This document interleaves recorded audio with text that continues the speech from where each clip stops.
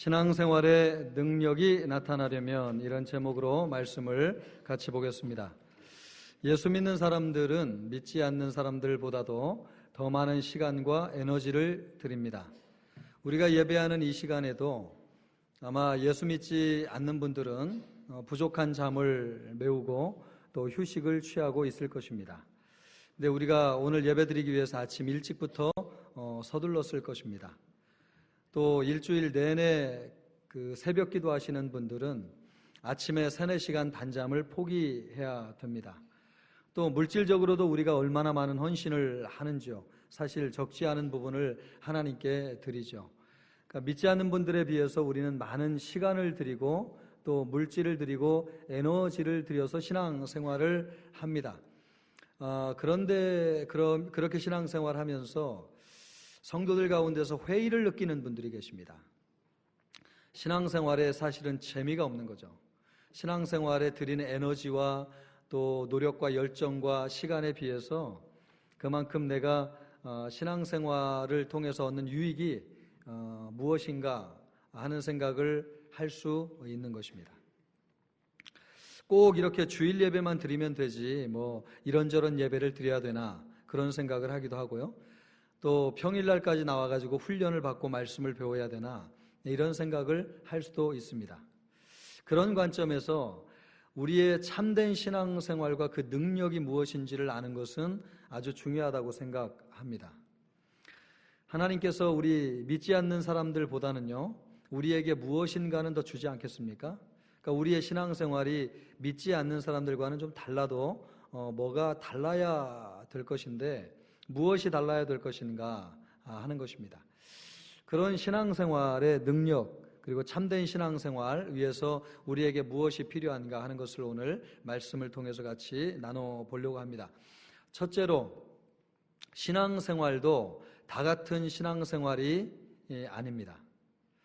이스라엘 백성들이 이사야 선지자 때에 한 가지 궁금한 것이 있었습니다. 하나님이 정하신 대로 율법을 잘 지켰는데 신앙생활에 별로 효력이 없는 것입니다.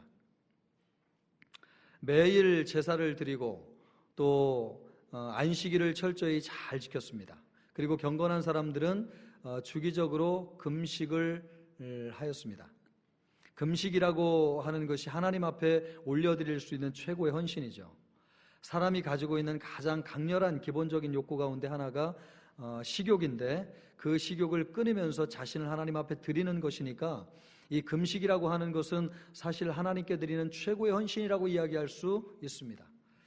이와 같은 신앙생활, 이와 같은 헌신을 함에도 불구하고 신앙생활에 큰 기쁨이나 능력이나 효력이 나타나지 않았다고 하는 것이죠. 가면 갈수록 나라가 점점 쇠락해가고 또 가정의 가문은 점점 더 열악해져 가고 영적으로 개인적으로 더 목마르고 메마르고 하나님이 은혜 베푸시는 흔적이 나타나지 않았습니다. 그래서 이스라엘 백성들이 하나님 앞에 이렇게 물었습니다. 우리가 금식하되 어찌하여 주께서 보지 아니하시오며 우리가 마음을 괴롭게 하되 어찌하여 주께서 알아주지 아니하시나이까. 저는 이 말씀 가운데서요, 주께서 어찌 우리를 알아주지 아니하시나이까, 이 말씀이 참 마음에 와닿아요. 하나님께서 어찌 나를 알아주지 아니하시냐 하는 것이죠. 이스라엘 백성들은 하나님께 최고의 헌신을 드렸는데 하나님이 알아주지 않는다고 생각했습니다. 그래서 그에 합당한 보상이 주어지지 않는다고 본 것이죠. 우리도 신앙생활하면서 하나님께 섭섭할 때가 참 많이 있습니다. 충성과 헌신을 드리는 성도들이 우리 교회도 참 많이 있습니다. 예배 때마다 매 주일 빠지지 않고 자리를 지키면서 헌신하는 성도들이 얼마나 많은지요. 그 성도들을 보면서 참 마음에 감사 이루 말할 수가 없습니다. 또 아까도 말씀드렸지만 1년 내내 새벽 기도하면서 주님 앞에 엎드리는 성도들이 우리 교회에 얼마나 많은지요. 참 우리 주님께서 알아주셔야 되겠다 이런 생각을 할 때가 있습니다. 또 우리 귀한 순자님들 가운데서는요, 교역자 못지않게 헌신하시는 분들이 많이 계신데 화요일부터 주일까지 이런저런 봉사를 하느라고 하루도 빼놓지 않고 교회 나오시는 분들이 계셔요. 그런 분들을 보면서 너무너무 감사하다는 생각이 들고, 우리 교회가 참 순종을 잘하는 교회다, 담임 목사로서 이런 교회를 섬길 수 있다고 하는 것이 얼마나 귀한 것인가, 그런 생각을 늘 합니다. 그런 생각을 하면서도 마음 한편으로 우리 성도들이 이런 헌신과 봉사를 주님께 드리는데 마음에 진정한 기쁨이 있을까? 하나님 앞에 드리고 헌신하는 만큼 은혜와 감사와 감격이 있을까? 너희는 그의 나라와 의를 위해서 구하라. 그리하면 이 모든 것을 너희에게 더하시라. 주님이 그렇게 말씀하셨는데 하나님께서 공급하시는 필요한 것들을 공급받으면서 신앙생활을 하고 있는가? 우리 삶의 현실에서 일어나는 모든 문제에 대해서 하나님의 도우심을 받고 있는가? 이런 생각을 하게 돼요. 그러면서 헌신하고 충성하고 봉사하는 만큼 하나님께서 주시는 은혜를 충분히 받지 못하고 있는 성도들을 보면 참 안타까운 생각이 들 때가 많이 있습니다. 목사인 저로서 나름대로 하나님 앞에 엎드리고 헌신한다고 헌신하지만, 드리고 헌신하는 만큼 하나님이 능력을 주지 아니하시고 신앙생활에 효력이 나타나지 않는다고 생각하면 참 마음 한편으로 하나님이 나를 알아주시나, 그런 생각이 듭니다. 이런 섭섭한 마음이 우리 마음속에 일면 있다고 하는 것을 우리가 부인할 수 없습니다. 왜 우리의 신앙생활에 능력이 나타나지 않는 것일까 하는 것입니다. 그 이유는요, 하나님이 기뻐하시는 신앙생활과 우리가 하는 신앙생활 사이에 어떤 초점이 어긋나 있기 때문이라고 하는 것이죠. 우리가 정성을 다하고 열정을 들이지만 이것이 하나님이 받으실 만한 기뻐하시는 신앙생활인가 하는 것입니다. 거기에서 초점이, 포인트가 빗나가 있으면 지금 이스라엘 백성들과 같은 이런 궁금증을 가지고 있는 것입니다. 그래서 하나님께서 이 의문을 가지고 있는 이스라엘 백성들에게 하나님께서 이런 말씀을 하십니다. 이것이 어찌 내가 기뻐하는 금식이 되겠으며 이것이 어찌 사람이 자기의 마음을 괴롭게 하는 날이 되겠느냐. 그의 머리를 갈대같이 숙이고 굵은 배와 재를 펴는 것을 어찌 금식이라 하겠으며 여호와께 연락될 날이라 하겠느냐. 이스라엘 백성이 금식을 하기는 하지만 하나님이 기뻐하시는 금식이 아니라고 하는 것입니다. 밥을 먹지 않는다고 해서 다 금식이 아닌 것이죠.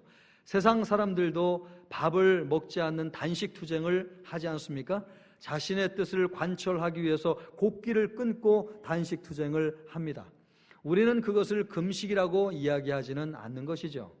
어떻게 하느냐가 중요한 것입니다. 이스라엘 백성들은 밥만 먹지 않으면 금식이라고 생각했지만 하나님은 그것이 진정한 금식이 아니라고 말씀하셨습니다. 금식하면서도 세상 오락을 추구하고 또 온갖 사람들에게 일을 시키고 또 심지어 금식을 하면서 논쟁을 하고 싸우고 다투는 사람들이 있었습니다. 금식을 하기는 했지만 진정한 금식을 하는 것이 아니죠. 형식을 취했을 뿐이지 그 마음의 중심을 하나님 앞에 들여서 온전히 메어 달리는 금식은 아니었습니다. 우리도 신앙생활하면서 본질에서 벗어날 때가 있습니다.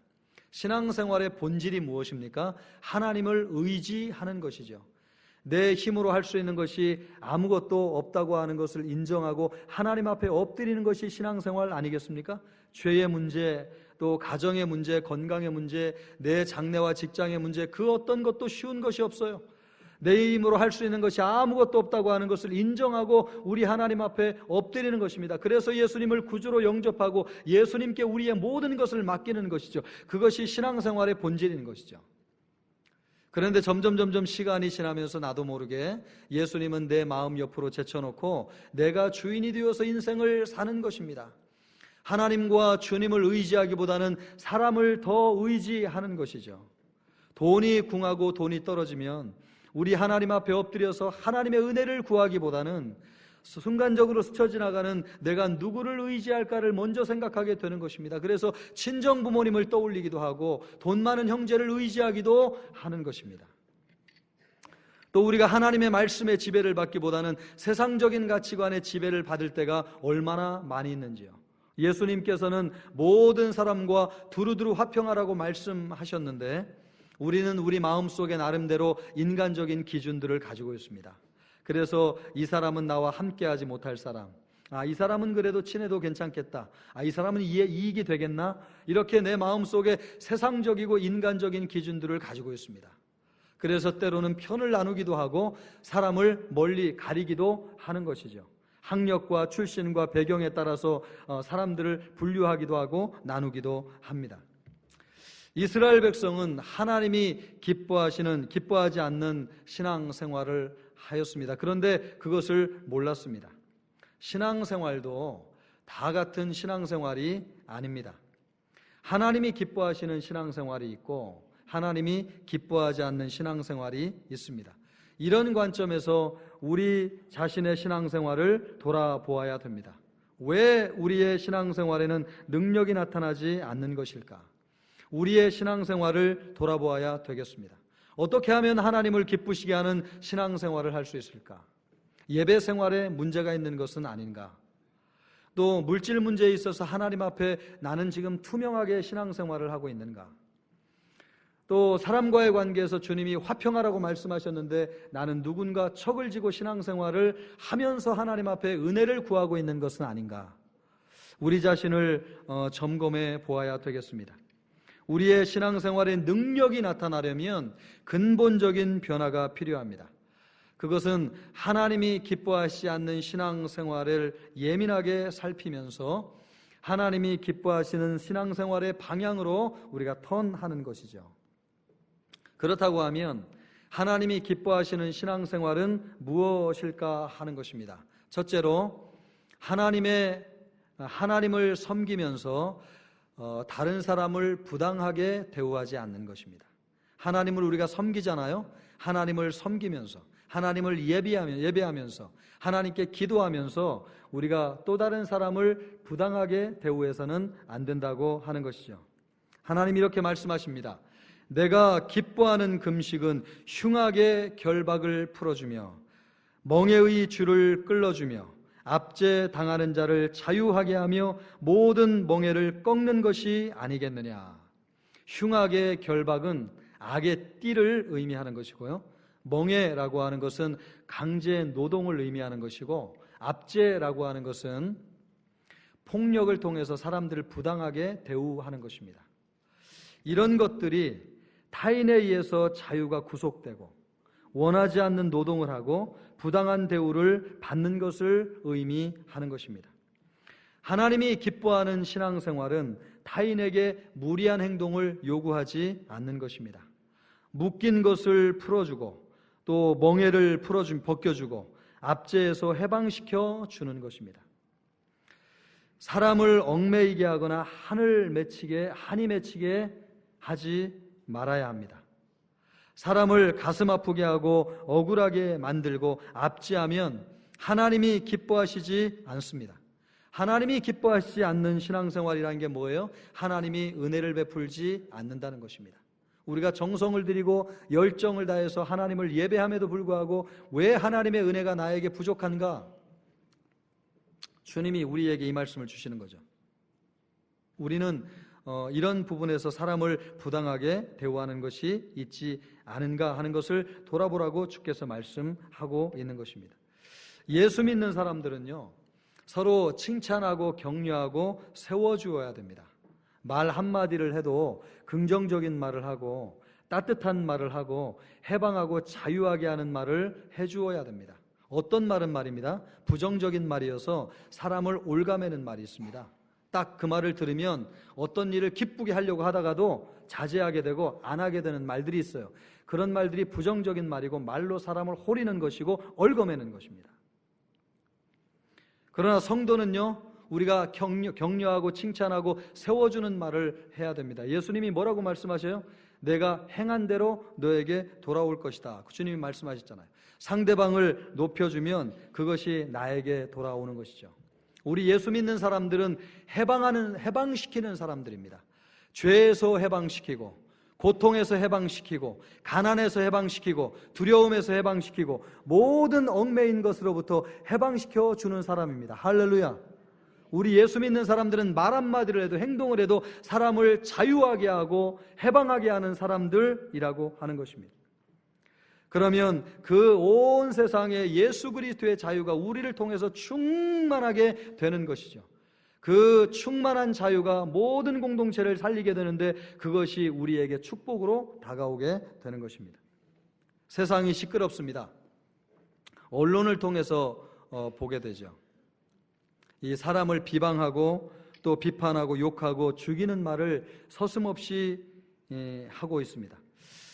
이런 우리 성도들이 이런 방송을 보면서 이런 것을 배우면 어떡하나 하는 생각이 들면서 정말 뭔가 의욕 있게 권력을 잡으려고 하는 사람들이 이렇게 서슴없이 말을 하는 것을 보면서 이런 분들이 우리나라의 장래를 짊어진 지도자가 되면 어찌하나 하는 생각이 심히 염려가 많이 됩니다. 여러분, 군사부 일체라고 하는 말 있지 않습니까? 나라의 지도자는 어머니 아버지와 같은데 어머니 아버지가 자식들을 학대하면서 키우는 부모가 없잖아요. 우리나라의 지도자들이 덕을 세우고 바람직한 방면으로 국민들을 계도해야 되는데 온갖 술수와 편법을 쓰고 남 입에 그냥 험한 말을 담아가지고 정권과 권력을 잡으려고 하는 이 사람들에게 우리의 미래를 담는다고 하는 게 참 암담한 생각이 들어요. 그런 면에서 우리가 기도 많이 해야 될 줄로 믿고요. 우리 교회는 이런 것을 절대 배우지 말아야 될 줄로 믿습니다. 여러분, 우리 교회가 하나님이 기뻐하시는 교회가 되기를 원한다면 세상적인 모습을 다 벗어버려야 됩니다. 일례로 들면 우리 이번 주에도 참 강단의 꽃꽂이를 아름답게 예쁘게 하셨는데 이 봉사하시려고 일주일에 한 번도 거르지 않고 정성을 다해서 하루를 들여가지고 꽃을 사서 이렇게 정성껏 꽃꽂이 하시는 분들이 계세요. 여러분, 이 꽃이 아름답습니까? 아름답지 않습니까? 그렇게 얘기하셔야죠. 이 꽃을 보면서도 이 마음의 표현이거든요, 이게. 아, 꽃꽂이가 왜 이렇게 생겼지? 왜 이 모양이야? 이런 부정적인 말보다는요, 참 아름답고 은혜를 받아야 되지 않겠습니까? 저는 이 꽃꽂이의 은혜를 참 많이 받는데 성도들이 꽃을 보면서 저를 보니까 제가 꽃처럼 아름다워진다고 믿습니다. 말이 되는지 모르겠는데 하여간 그렇습니다. 우리 교회에서 앞장서서 섬기시는 모든 분들의 칭찬하고 격려하고 세워주어야 될 줄로 믿습니다. 저는 여러분, 하나님이 기뻐하시는 교회는 교회에서 헌신하고 봉사하는 사람들이 행복한 교회를 우리 주님이 진짜로 원하시고 기뻐하는 교회라고 믿습니다. 여러분, 교역자들에게 잘해 주시기를 바랍니다. 여러분, 교회 직원들을 선대하십시오. 저는 우리 부목사님들을 우리 교회 성도님들이 잘 섬긴다는 말을 들으면 그렇게 감사하고 좋을 수가 없어요. 우리 주님이 얼마나 기뻐하실까? 그런 생각을 하게 돼요. 여러분, 목사가 가난하게 살고 고통을 당해야 된다는 생각은 아예 하지 아니하시기를 주님의 이름으로 축복합니다. 우리 성도님들이 목사들 고생시키지 않아도 하나님께서 알아서 고생을 다 시키시니까 그것까지 염려 안 하셔도 돼요. 그냥 우리 목사님들 또 교회 직원들 앞서서 일하시는 분들 잘 세워주시면 여러분, 그들의 얼굴에 꽃이 피지 않겠습니까? 그래서 해와 같이 밝은 얼굴로 우리 성도님들에게 은혜를 끼쳐주시면 교회 올 때마다 기쁘지 않겠어요? 여러분, 앞에 서서 설교하는 목사의 얼굴이 우거지상이 되기를 바라십니까? 해와 같이 밝은 얼굴이 되기를 바라십니까? 당연하죠. 당연하죠. 그래야지 정말 세상에서 무거운 짐 지고 왔다가도 교회 와서 은혜의 말씀을 듣고 마음이 펴지고 회복을 경험하는 것 아니겠습니까? 교회에서 섬기는 사람들이 행복해야 돼요. 교회에서 직원 뽑는다고 하면 서로 지원해가지고 우리 교회를 섬기려고 하는 그런 풍토와 문화와 정서가 만들어져야 돼요. 그래야지 주님이 그 교회를 기뻐하시고 축복하시고 그 교회를 사용하시는 줄로 믿습니다. 그런 교회가 되어야 됩니다. 우리 교회 성도들은 이것을 올해 결심하면 좋겠습니다. 앞장서서 섬기는 모든 사람들을 칭찬하기로 결심하시기를 주님의 이름으로 축복합니다. 찬양대 지휘자, 반주자, 앞에서 우리 찬양 인도하는 찬양단, 여러분 1년 내내 얼마나 많이 수고하시는 분들이에요. 그런데 여러분, 은혜 받았다고 오셔서 한번 격려해 주시고 따뜻하게 손잡아 주시고 때가 되면 이렇게 양말 한 켤레라도 여러분 선물해 주신 적 있습니까? 정말 우리 특세할 때는 찬양단이 우리는 4시 50분에 집회하지만 4시부터 와가지고 준비하려면 집에서 3시쯤 일어나야 될 거예요. 그러니까 얼마나 정성과 헌신을 드리는 것입니까? 그런데 우리가 정말 따뜻하게 말 한마디 격려해 주지 못하고 신앙생활한 우리 자신을 보게 돼요. 이렇게 격려하고 세워주면 그것이 우리 교회의 복이 될 것입니다. 이랜드 그룹에서 아르바이트생들 임금 83억 원을 체불해서 문제가 되었습니다. 사과를 하고 또 해결했지만 믿음의 기업이 이런 일에 연루된 것이 참 안타깝습니다. 이런 것들이 오늘 성경에서 얘기하는 압제하는 것입니다. 감사하게도 우리 교회 성도님들 중에서 사업하는 분들의 이야기를 들어보니까 얼마나 직원들에게 최선을 다하고 있는지 참 감사하더라고요. 4대 보험을 들어주시고 또 법정 공휴일을 다 쉬게 해주시고 또 가능하면 더 많은 월급 주시려고 애쓰시고 아이들 학자금까지 대주는 분도 계십니다. 또 이사 비용도 주시려고 애쓰시고요. 어떤 분은 직원들 힘들다고 하면 전세 비용까지 지원해 주시는 사장님들이 우리 교회 성도님들 중에 계세요.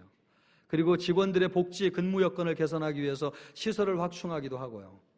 또 더 감사한 것은 영혼 구원을 위해서 매 주마다 같이 예배를 드리는데 인생 상담을 마치 교인들 해주듯이 그렇게 직원들을 정말 성도 대하듯이 그렇게 하는 것을 보면서 참 감사하다는 생각이 들었습니다.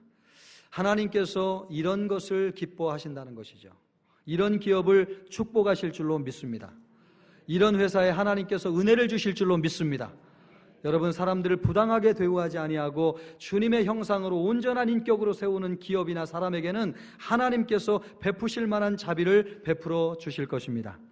두 번째로, 하나님의 심정으로 줄이고 헐벗은 사람에게 은혜를 베풀어야 된다는 것입니다. 또 줄인 자에게 내 양식을 나누어 주며 유리하는 빈민을 집에 들이며 헐벗은 자를 보면 입히며 또 내 고륙을 피하여 스스로 숨지 아니하는 것이 아니겠느냐. 하나님이 기뻐하시는 신앙생활은 가난하고 줄인 사람들에게 은혜를 베푸는 것입니다. 내 고륙을 피하여 스스로 숨지 않는다라고 하는 것은 친척 가운데서 가난한 사람들을 외면하지 말라는 것입니다. 그러니까 이웃이든 친척이든 헐벗고 굶주린 사람을 외면하지 아니하고 도와주는 것, 그것을 하나님이 참 기뻐하신다고 하는 것이죠. 예수님도 가난한 사람들을 불쌍하게 여기고 도와주셔야 된다는 것을 여러 차례 말씀하셨습니다. 선한 사마리아인의 비유를 통해서 강도 만난 사람을 외면하지 말라고 말씀하셨습니다. 그 강도 만난 사람이 누굽니까? 가난하고 헐벗은 사람이죠. 그를 도와주라는 것입니다. 그에게 이웃이 되어주라는 것입니다. 내 옆에 사는 사람이 이웃이 아니고 우리 주변에 강도 만나서 헐벗고 굶주리게 사는 사람이 우리의 이웃이라는 것입니다. 그 사람을 도와주라는 것이죠. 그 정도로 예수님께서 가난하고 헐벗은 사람을 도와주라고 강조하셨습니다. 또 빚을 탕감받은 사람의 비유를 통해서도 동일한 말씀을 하셨습니다. 500데나리온 빚진 사람이 탕감을 받은 후에 자신에게 50데나리온 빚진 사람을 탕감해 주지 않았습니다. 예수님의 이 말씀 속에서 500데나리온 탕감받은 사람이 누굽니까? 우리 자신이라는 것이죠. 우리는 하나님 앞에 그렇게 큰 빚을 은혜 가운데서 탕감받았음에도 불구하고 우리보다 가난하고 열악하고 어렵게 사는 사람들을 외면하면 되겠냐라고 주께서 이 말씀을 통해서 교훈하고 있는 것이죠. 또 예수님이 싫어하는 것 중에 하나가 고르반입니다. 하나님께 드릴 것을 드렸으면 부모님을 공경하지 않는 것이죠. 하나님께 드렸다고 하는 핑계로 사람의 도리를 다하지 않는 것을 우리 예수님이 아주 싫어하십니다. 예수님이 싫어한다는 게 뭐예요? 우리 신앙생활에 베풀 만한 자비를 주님도 우리에게 베풀지 않는다는 뜻 아니겠습니까? 신앙생활 잘하는 사람은요, 하나님에게도 잘하지만 사람에게도 잘하는 사람입니다. 그것이 율법의 가장 큰 계명이죠.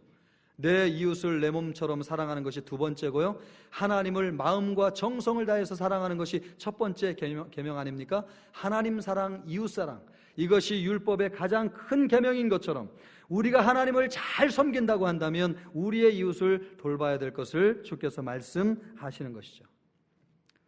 하나님이 기뻐하시는 신앙생활은 이웃을 외면하지 않는 것입니다. 어떤 교회는 금식주가 고난주간에 성금요일에 모든 성도들이 하루를 금식을 합니다. 그런데 오늘 우리가 보았던 이 말씀대로 순종하기 위해서 하나님이 기뻐하시는 금식은 줄인 자에게 양식을 나누어 주는 것이라, 이 말씀을 실천하기 위해서 온 성도가 하루 금식한 것을 한 끼당 5,000원씩 계산을 해서 전부 다 헌금을 드립니다. 그래서 그 헌금을 가난한 이웃에게 전부 다 나누어 주는 것이죠. 하나님이 그 교회를 보면서 얼마나 기뻐하실지요. 우리 교회도 때가 되어서 혹시 전 교인이 함께 금식하는 날이 있다고 한다면 우리가 굶는 것으로 끝나지 아니하고 금식하는 것으로 끝나지 아니하고 그것을 모아서 줄이고 헐벗은 사람을 도와줄 수 있으면 좋겠다는 생각이 듭니다.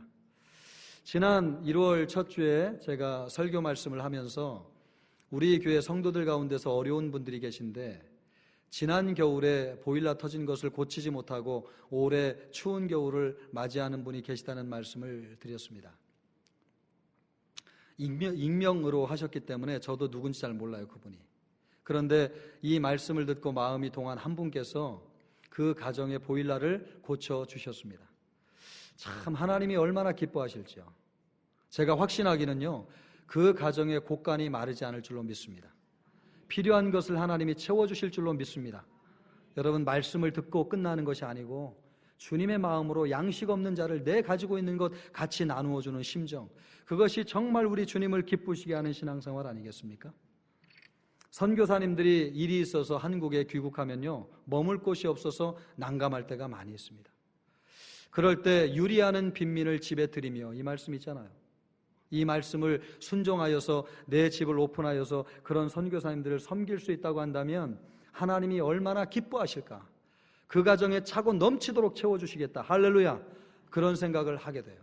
참 감사하게도 얼마 전에 선교사님 한 분이 일이 있어서 들어오셨는데 우리 교회 성도 가운데서 그분이 머물러 있는 기간 동안 그 그 선교사님을 잘 모셨다는 말씀을 듣고 하나님이 참 기뻐하시겠다는 생각을 하였습니다. 목사의 심정이 이럴진데 저도 그 이야기를 듣고 말입니다. 그 가정을 위해서 축복이 저절로 나오더라고요. 우리 교회에서 이런 일들이 많이 일어나야 될 줄로 믿고요. 또 이런 헌신과 충성과 봉사를 하는 사람들을 격려하고 칭찬해야 될 줄로 믿고요. 이것이 우리 교회의 문화와 정서로 정착이 돼가지고 우리 교회가 정말 하나님이 기뻐하시는 교회, 그런 교회가 될 수 있으면 좋겠습니다. 그래서 주님이 정말 마음껏 부어주셔도 우리가 그것을 다른 데 사용하지 아니하고 주님이 믿고 맡길 수 있는 그런 교회, 그런 성도, 그런 신앙생활, 그렇게 될 때 주님이 기뻐하시고 우리에게 마땅히 베풀 만한 자비를 베풀지 않으시겠습니까? 저는 그런 교회가 우리 교회가 되어야 된다고 믿습니다. 이렇게 하나님을 기쁘시게 하는 신앙생활, 첫째는 하나님을 섬기는 것처럼 이웃을 섬기는데 부당하게 대우하지 않는 것이고요. 또 두 번째는 하나님의 심정으로 가난하고 헐벗은 사람을 도와주는 것입니다. 이런 신앙생활을 하면 우리 하나님께서 기뻐하시는데 이 기뻐하시는 자들에게 하나님이 주시는 축복과 은혜가 있습니다. 능력이 나타나는 것이죠. 그것이 뭐냐? 첫 번째, 내 빛이 새벽같이 비칠 것이며 생명의 풍성한 은혜를 누린다는 것입니다. 성경에서 빛은 생명과 번영을 의미합니다. 이 빛이, 새벽빛이 여러분 어둠을 뚫고 온 세상을 정복하지 않습니까? 그 정도로 강력한 생명의 빛이 우리의 삶을 비추게 되는데 우리가 있는 자리에 내가 살아날 뿐만 아니라 우리 가정이 살아나게 되고 우리 공동체가 소생하게 되고 우리 교회가 살아나게 되고 이 나라 이 민족의 소망이 되는 역사가 있게 된다고 하는 것입니다. 할렐루야. 여러분, 주님을 기쁘게 하는 사람에게는 하나님께서 생명의 빛으로 충만하게 하여 주셔서 살아나게 하는 역사가 있는 줄로 믿습니다. 올 한 해 우리에게 그런 은혜가 있으면 좋겠어요. 우리가 머물러 있는 곳에 하나님을 기쁘시게 신앙생활 함으로 말미암아 우리 때문에 내가 살고 우리 주변이 살고 가정이 살고 우리 공동체의 생명의 역사가 있기를 바랍니다. 그러면 여러분, 우리를 통해서 세상이 얼마나 혜택을 볼 수 있을까요?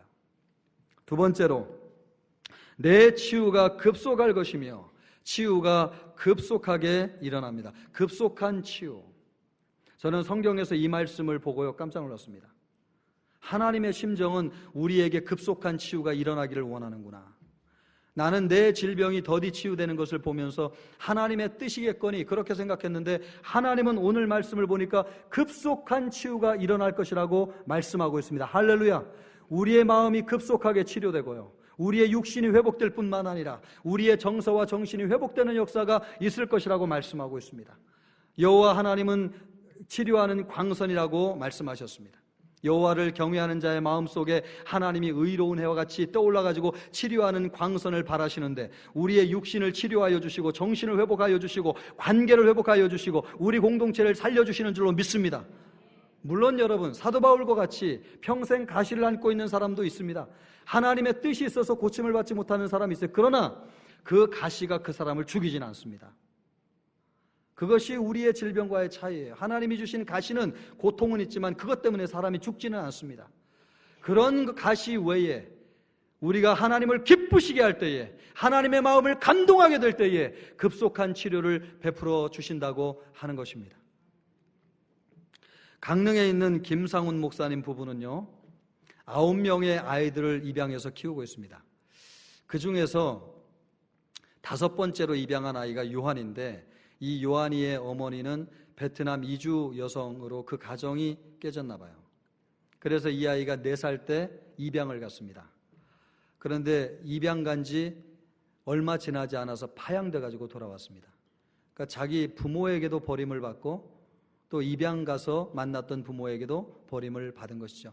그러니까 이 아이의 마음속에 얼마나 큰 상처가 있겠습니까? 그 상처로 인해서 퇴행성 발달 장애를 앓았습니다. 데려올 때 지능 검사를 해보니까 IQ가 67이 나왔어요. 우리나라에서 법적으로 IQ 70 이하면 지적장애입니다. 그래서 지적장애 상급이면 매월 55만 7천 원이 국가에서 보조로 나옵니다. 이 부모가 그 이야기를 듣고 그 돈 받아서 뭐 하겠나, 우리가 한번 이 아이를 정상인으로 한번 키워보겠다, 보자, 그렇게 결심하고 사랑으로 키웠습니다. 그 과정에서 아이의 마음을 열기까지 많은 시간이 걸렸습니다. 엄마 싫다고 하는 아이를 가슴으로 부여 끌어안고 얼마나 많이 울어야 됐는지요. 그러다 어느 날 엄마의 진심을 알고 마음을 열더니 이 아이가 입을 열어서 엄마 사랑해요 라고 고백하기 시작하였습니다. 그때부터 이 아이의 마음이 치유되기를 시작하는데, 그렇게 아픔이 많았던 아이가 사랑으로 회복되면서 지금은 엄마 아빠를 제일 많이 생각해주는 효자 아들이 되었습니다. 그리고 더 놀라운 것은요, 이 아이가 최근에 지능 검사를 했는데 IQ 130이 나왔습니다. 지금 전교 1등을 한 번도 놓치지 않고 있대요. 저는 이것을 방송으로 보면서 참 많은 생각이 들더라고요. 사람의 진정한 치유와 회복이 어디에서 오는가?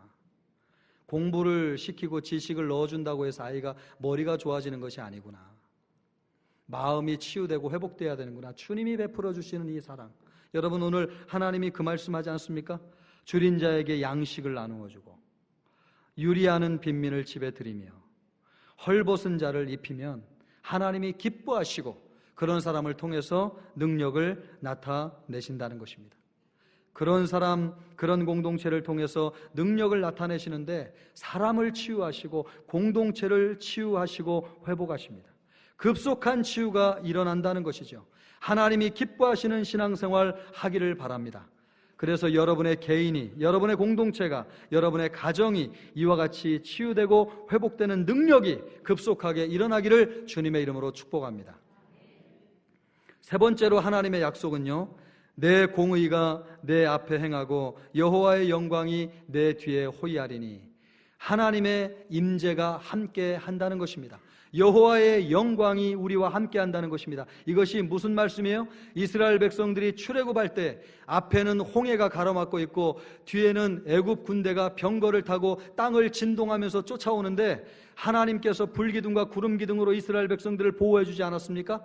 앞에는 하나님께서 홍해의 길을 여시고 적으로부터 뒤를 막아주셨습니다. 하나님의 임재가 이스라엘 백성과 함께함으로 아무도 그들을 건질지 못했습니다. 여호와의 영광이 함께한다는 것이 뭐예요? 하나님이 우리를 인도한다는 것이고 하나님이 우리를 보호하신다는 것입니다.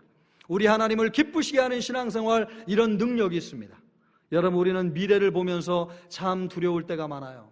어떤 일이 벌어질지 알 수가 없습니다. 뒤를 보아도 두렵습니다. 내가 지나온 길을 돌아보면서 한 것을 생각하면 참 내가 염려가 되고 걱정이 되고 혹시 탈로 나지 않을까, 내 과거 때문에 염려하는 일들이 얼마나 많은지 모릅니다. 그런데 하나님을 기쁘시게 하는 신앙생활을 하면 주님께서 우리의 길을 열어주시고 우리의 뒤를 막아주시는 줄로 믿습니다.